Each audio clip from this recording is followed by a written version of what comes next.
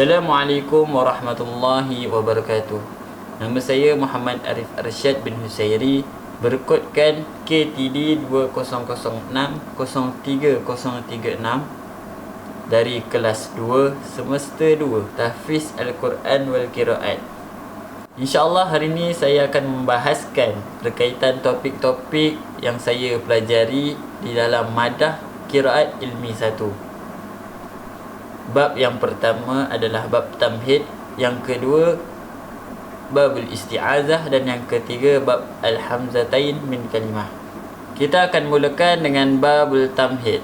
Bab tamhid ini terbahagi kepada 3. Yang pertama saya akan terangkan ta'arif Imam Syatibi, latar belakang Imam Syatibi.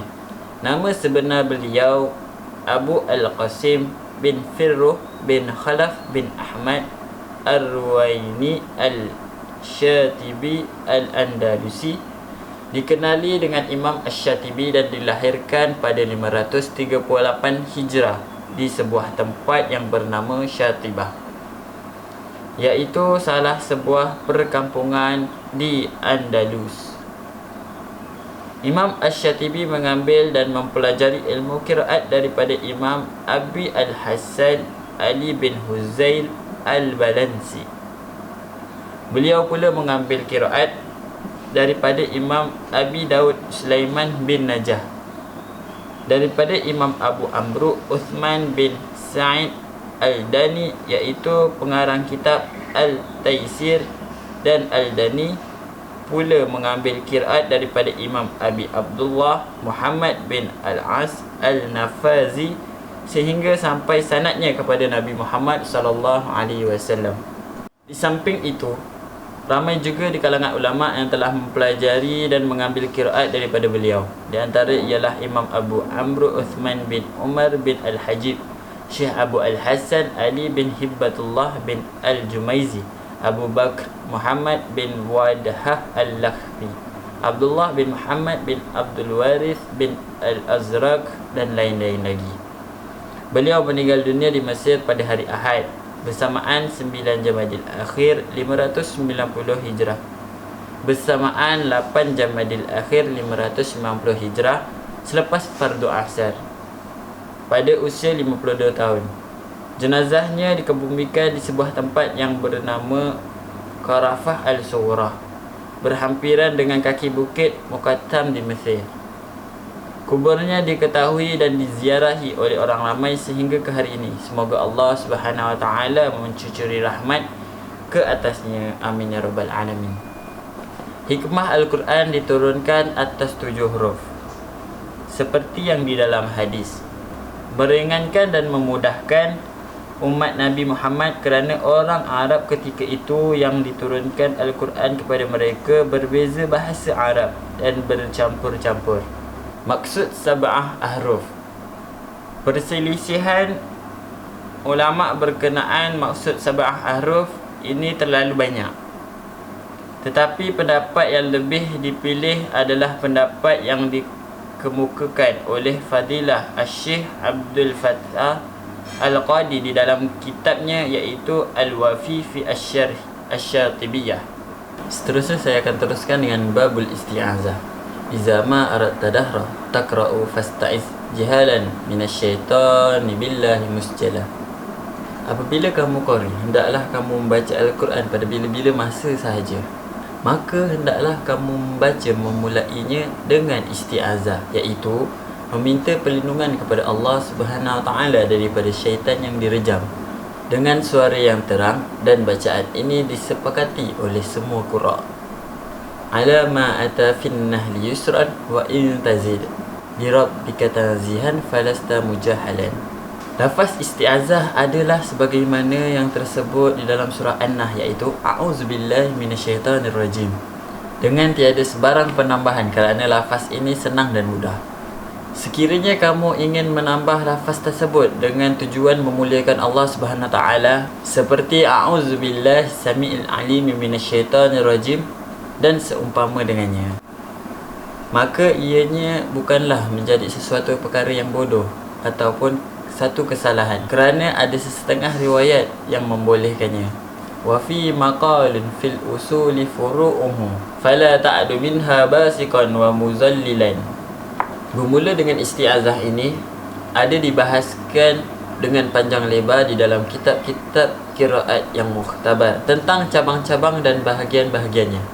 Maka perhatikanlah dengan bersungguh-sungguh dan berhati-hatilah agar kamu tidak berpegang pada pendapat yang daif tanpa memperhatikan pendapat yang benar-benar masyhur dan betul.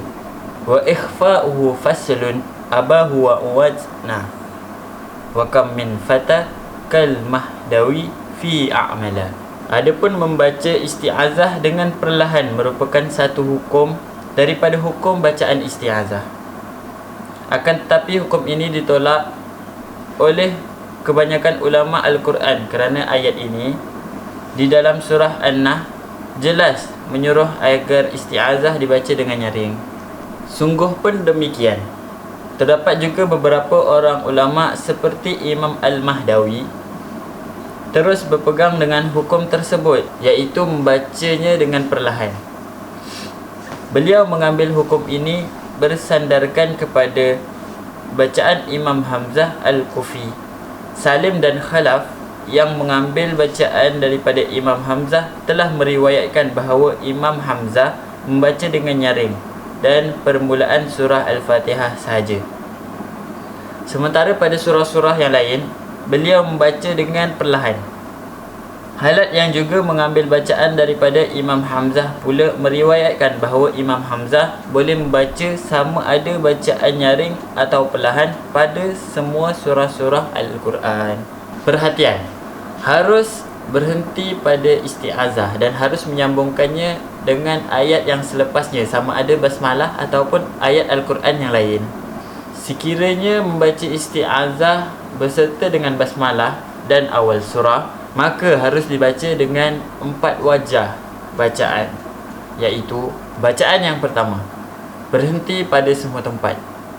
Sebagai contoh, A'udzubillahi minasyaitonirrajim, Bismillahirrahmanirrahim, Alhamdulillahi rabbil alamin. Yang kedua, berhenti pada isti'azah, kemudian membaca basmalah dan menyambungkannya dengan awal surah.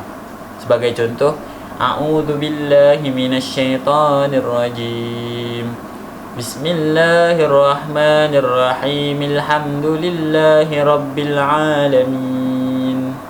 Yang ketiga, sambung isti'azah dengan basmalah dan berhenti. Kemudian memulakan bacaan pada awal surah. Sebagai contoh, A'udzubillahi minasyaitonirrajim, Bismillahirrahmanirrahim, Alhamdulillahi rabbil alamin. Yang keempat, sambung pada semua tempat. Sebagai contoh, A'udzubillahi minasyaitonirrajim, Bismillahirrahmanirrahim, Alhamdulillahi rabbil alamin. Sekiranya membaca secara sambung, huruf terakhir dalam kalimah terakhir pada isti'azah hendaklah disebut barisnya seperti membunyikan huruf mim berbaris kasrah sebelum menyambung bacaan pada huruf ba berbaris kasrah pada huruf awal basmalah seperti berikut: A'udzubillahi minasyaitonirrajim, Bismillahirrahmanirrahim. Walau bagaimanapun cara bacaan isti'azah di atas hendaklah diambil secara musyafah dari guru-guru Al-Quran yang mahir lagi sah sanadnya. Hukum membaca isti'azah: yang pertama, jumhur ulama mengatakan sunat. Yang kedua, sekumpulan jemaah lain mengatakan wajib. Sekian saja untuk babul isti'azah. Seterusnya saya akan teruskan dengan bab ketiga, iaitu babul hamzatain min kalimah, bab pertemuan dua huruf hamzah dalam satu kalimah. Pertemuan dua huruf hamzah yang kedua-duanya berbaris. Hamzah yang pertama sama ada hamzah istifham atau bukan dan mesti berbaris fathah. Sementara hamzah yang kedua sama ada hamzah wasal atau hamzah qata'. Dari sebarang baris sama ada fathah, dhammah atau kasrah.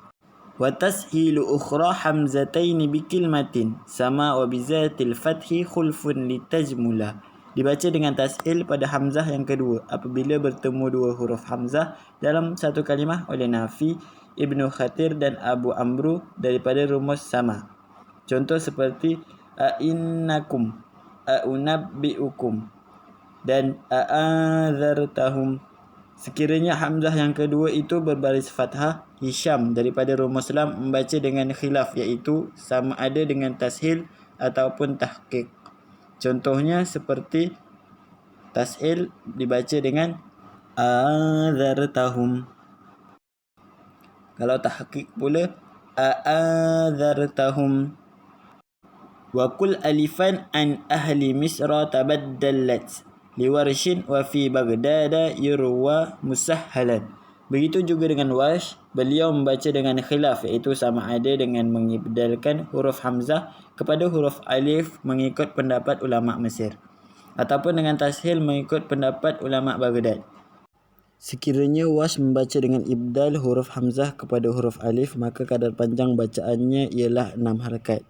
Ini disebabkan bertemu dua huruf yang sukun, ittiqa' as-sakinain. Terdapat satu kalimah di mana Warsh tidak membaca dengan ibdal ketika bacaan waqaf, iaitu kalimah a'anta, tetapi beliau hanya membaca dengan tashil sahaja. Kalimah ar'aita pula ketika bacaan waqaf, ulama daripada riwayat Warsh membaca dengan khilaf, sama ada harus dibaca dengan ibdal ataupun tidak. Pendapat yang mengatakan harus, mereka membaca dengan dua wajah bacaan, iaitu sama ada dengan ibdal atau tashil. Sementara pendapat yang mengatakan tidak harus, mereka hanya membaca dengan bacaan tashil sahaja. Wa madduka qabla al-fathi wal kasri hujjatun biha luz wa qabla al-kasri khulfun lahu wala. Matan di atas menerangkan dua hamzah dalam satu perkataan bagi keadaan AA dan AI. Imam Abu Am, Imam Qalun dan Imam Hisham membaca pada dua keadaan ini dengan memasukkan huruf mad alif selepas huruf hamzah pertama. Adapun Imam Hisham pada keadaan AI boleh dibaca sama ada memasukkan alif atau tidak.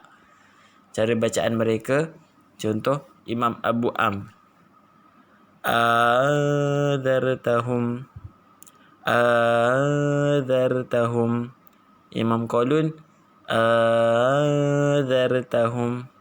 Imam Hisham pula ada dua cara bacaan. Yang pertama tashil ma'al idkhal, adzartahum. Yang kedua tahqiq ma'al idkhal, adzartahum. Wa madduka qabla ad-dammi labba habibuhu bi khulfihima barra wa jaa liyafsila. Sekiranya huruf hamzah yang kedua berbaris dhammah seperti a'unabbi'ukum, maka Hisham daripada rumus lam dan Abu Amrin daripada rumus ha membaca dengan khilaf, sama ada memasukkan huruf alif di antara dua hamzah atau tidak. Bagi Qalun daripada rumus ba pula, beliau membaca dengan memasukkan huruf alif di antara dua hamzah tanpa khilaf. Sementara qura' yang lain pula membaca dengan tahqiq. Matan di atas menerangkan dua hamzah dalam satu perkataan bagi keadaan AU. Imam Hisham, Imam Abu Amrin dan Imam Qalun membaca pada keadaan ini dengan memasukkan huruf mad alif selepas huruf hamzah pertama. Adapun Imam Hisham dan Imam Abu Amrin pada keadaan AU boleh dibaca sama ada memasukkan alif atau tidak. Cara bacaan bagi Imam Hisham yang pertama tahqiq ma'al idkhal. Bacaannya a'unabbi'ukum. Wajah yang kedua tahqiq biduni idkhal. Bacaannya a'unabbi'ukum. Bagi Imam Abu Amrin pula ada dua wajah. Wajah yang pertama tashil ma'al idkhal. Bacaan dia a'unabbi'ukum. Wajah yang kedua tashil bidunil idkhal. Cara bacaannya a'unabbi'ukum. Yang terakhir Imam Qalun ada satu wajah. Cara bacaannya a'unabbi'ukum.